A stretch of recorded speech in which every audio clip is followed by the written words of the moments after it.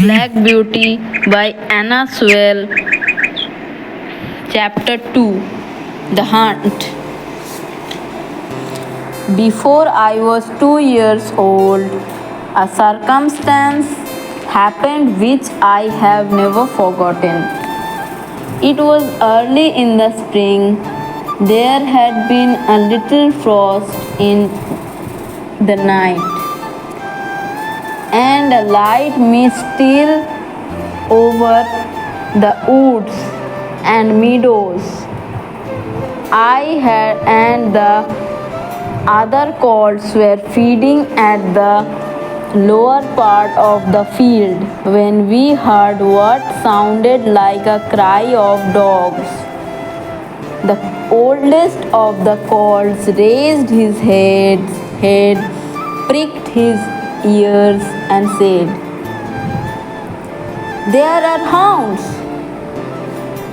and cantered off, followed by the rest of us, to the upper part of the field where we could took the hedge and see several fields beyond. My mother and an old riding horse of our master's were also standing near, and seemed to know all about it. "They have found here," said my mother, "and they come this way. We shall see the hunt." And soon the dogs were tearing down the field of young wheat next to ours. We never heard such a noise as they made. They did not bark, nor howl, nor whine, but kept on a yeah, yeah, oh, yeah, oh, oh, at the top of their voices.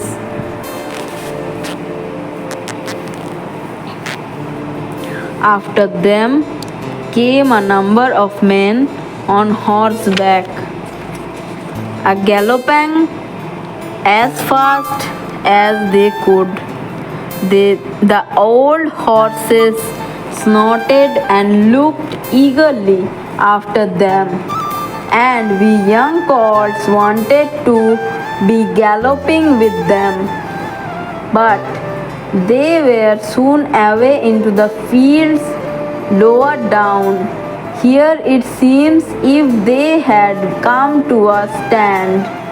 The dogs left off barking and ran about every way with their noses to the ground.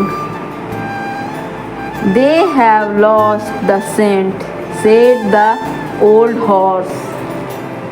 "Perhaps here we'll get off." What here?" I said. "Oh, I don't know what here.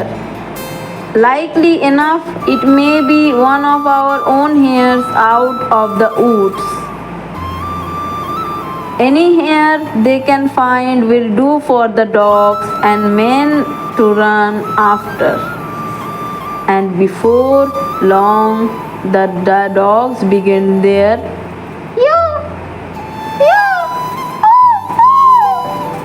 again, and back they came all together at full speed, making straight for our meadow at the part where high bank and hedge overhang the brook. "Now shall see the hare," said my mother. And just then a hare, wild with fright, rushed by and made for the woods.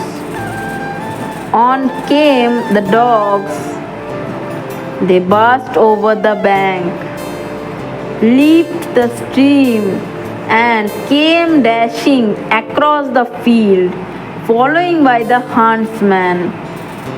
Several men leaped their horses clean over, close upon the dogs. The hare tried to get through the fence.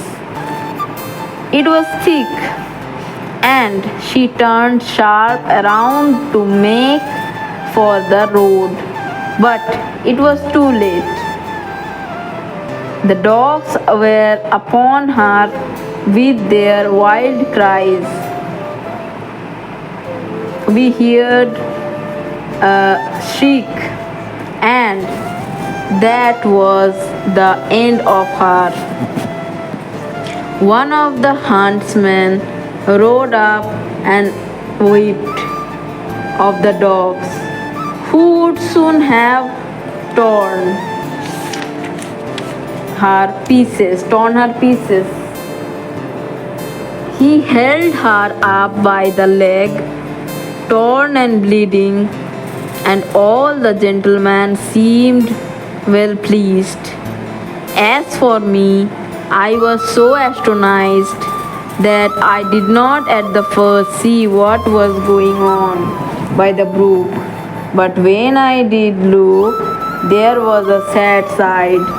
Two fine horses were down and was struggling in the stream, and the other was groaning on the grass.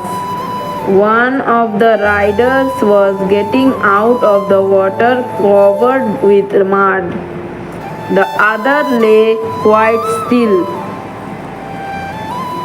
His neck is broken, my mother said, and serves him right too, said one of the colts. I thought the same, but my mother did not join with us. Well, no, she said, you must not say that, but though I am an old horse and have seen and heard a great deal, I never yet could make out why men are so fond of this sport. They often hurt themselves, often spoil good horses, and tear up the fields, and all for a hare, or a fox, or a stag, that they could get more easily some other way. But we are only horses. And don't know. While my mother was saying this, we stood and looked on. Many of the riders had gone to the young man, but my master was the first to raise him. His head fell back and his arm hung down, and everyone looked very serious. There was no noise now. Even dogs were quiet and seemed to know that something was wrong.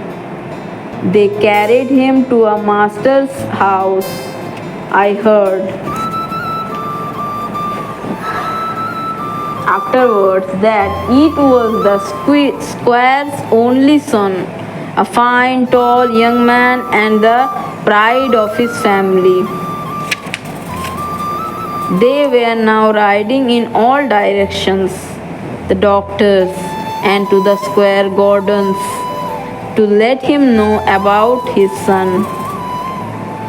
When bond and farrier came to look at the black horse that lay groaning on the grasses, he felt him all over and shook his head.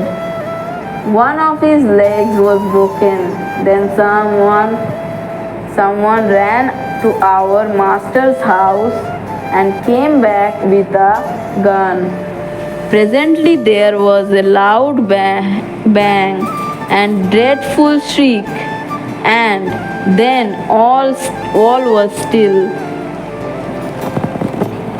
The black horse moved no more. My mother seemed much troubled. She said she had known that horse for years, that his name was Rob Roy. He was a good horse, and there was no vice in him. She never would go that part of the field afterwards. Not many days after, we heard the church bell tolling for a long time, and looking over the gate, we saw a long, strange black coach that was covered with black cloth and drawn by black horses. After that, another and another and another, and all were black, while the bell kept tolling. They were carrying young Gordon to the churchyard to bury him. He would never ride again. What they did with Rob Roy, I never knew, but 'twas all